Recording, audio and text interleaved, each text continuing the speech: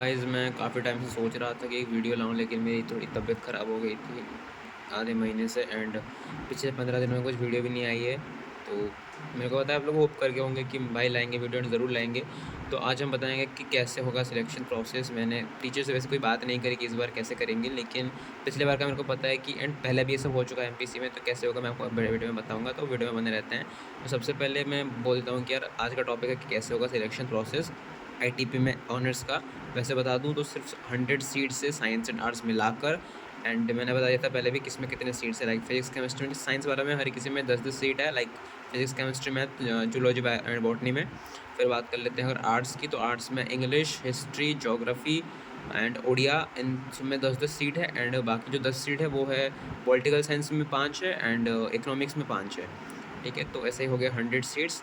And तो पहले क्या है ना, आपको शायद कॉन्फ्रेंस हॉल लेके जाएंगे। अगर आपको पता होगा, एमपीसी में आप पढ़ रहे हो तो पता होगा कॉन्फ्रेंस हॉल कहाँ है। एंड अगर ना भी लेके जाए तो आपको बड़े से रूम में लेके जाएंगे जहाँ पे सबको बिठाया जाएगा। फिर क्या होगा ना, आपको बैठने के लिए बोलेंगे तो सर ब्लैक बोर्ड में या फिर उधर जो भी बोर्ड होगा उसमें लिख देंगे कि कितने सीट्स है, किसमें वो लिख देंगे कितने सीट्स है अवेलेबल है। तो स्टार्टिंग में तो सब कुछ अवेलेबल होगा। फिर जो है सर मतलब एक मार्क लिस्ट उनके पास होगा कि किसने कितने नंबर रखा है।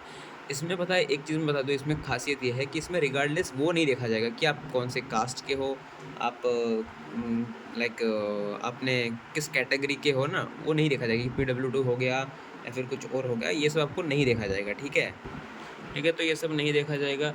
नहीं, अगर मतलब कैसा होगा कि मान लेते हैं जो लोग बहुत ज़्यादा मार्क्स रख के आए हैं, पहले जो सिलेक्शन हुए हैं उसमें जो जनरल कैटेगरी के थे तो उन्होंने बहुत ज़्यादा मार्क्स रखे थे। तो उनको पहले बुलाएंगे कि भाई मैंने ज़्यादा मार्क्स रखा है सबसे ज़्यादा, तो तुम बोलो कि तुम्हें कौन सा ऑनर्स चाहिए। ठीक है, अब तुमने साइंस और आर्ट्स में लिया होगा, तो अगर तुम साइंस से हो तो तुम्हें बोलेंगे कि यार तुम्हारे पास ये 5 ऑप्शन है। मान लो तुमने पीसीएम से लिया है तो तुम्हारे पास physics, chemistry and math 3 option है, तो तुम इसमें से कौन सा लेना चाहोगे। एंड फिर मान लेते हैं कोई सीवीजेड वाला हुआ तो उसको बोलेंगे जूलॉजी और बॉटनी है तो कौन सा लेना चाहेगा। अब फिजिक्स, केमिस्ट्री, मैथ की बात अलग है, जूलॉजी बॉटनी की बात अलग है, क्योंकि उनको पता है कि उनको कोई तो एक सीट मिल जाएगी। बात आती है आर्ट्स में। आर्ट्स में क्या होता है ना, ज़्यादातर बच्चों को इंग्लिश होना चाहिए होता है, ज्योग्राफी होना चाहिए होता है, ये दोनों सबसे पॉपुलर है। एंड मेरे को इतना पता है लास्ट में लोग ओडिया ऑनर्स लेते हैं, इकोनॉमिक्स में थोड़ा पॉपुलर है। तो पहले मुझे इतना यह पता है कि इंग्लिश की जो सीट्स है वो सबसे पहले फिल होती है। मतलब इंग्लिश में सिर्फ 10 ही सीट्स है। एंड अगर मैं बात, मेरे को जितना मेरे स्टैटिस्टिक्स बता रहे हैं कि मतलब पिछले 2 सालों में कि जब तक 15 मतलब 1 से लेकर 15 तक जो बच्चे होंगे नंबर वाइज, उनका तक आने तक ऑलरेडी 10 बच्चे इंग्लिश ले चुके होते हैं। तो इंग्लिश सबसे ज़्यादा डिमांड में रहता है। ठीक है, तो बच्चे जो ये होप करके आए कि भाई मैं सिलेक्शन तो मेरा हो गया PWD कैटेगरी से या फिर कोई ST कैटेगरी से, तो मेरे को इंग्लिश ऑनर्स चाहिए, तो वो मेरे को नहीं लगता पॉसिबल है, क्योंकि मार्क्स वाइज ही देखा जाएगा। इधर कोई ऐसा बायस नहीं होगा कि यार तुम रिजर्वेशन में हो, रिजर्वेशन में हो इसका मतलब तुम्हें सीट मिलेगा। अब ऑनर्स के मिलेगा वो नहीं पता सबको। तो ऑनर्स बेटर ऑप्शन यही होगा कि अगर आपने बहुत ज़्यादा मार्क्स रखे हैं तो ही आपको ज़्यादा ऑनर्स मिलने के चांसेस होंगे, क्योंकि आपको चूज़ करने को मिलेगा। अगर मान लेते हैं इंग्लिश में ऑलरेडी 10 सीट है, 5 बच्चे ले गए, अब बच्चे और 5 सीट, तो आप उसके बाद आपका नंबर है तो आप चूज़ कर सकते हो कि हाँ मेरे को इंग्लिश चाहिए या फिर हिस्ट्री, ज्योग्राफी, ये जो चाहिए। ठीक है, तो आप चूज़ कर सकते हो।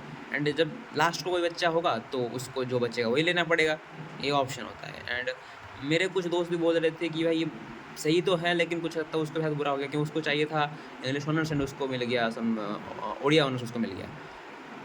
तो यही होता है, तो यही सब होता है। एंड बाकी आपका ऑनर सिलेक्शन अब तक हुआ या नहीं मुझे नहीं पता, बट देखते हैं क्या होता है। बाकी आप अपने कमेंट्स में बताओ, अगर कुछ क्वेरी वगैरह है तो बता देना। बाकी रहते हैं, थैंक यू एंड सब्सक्राइब भी कर लेना।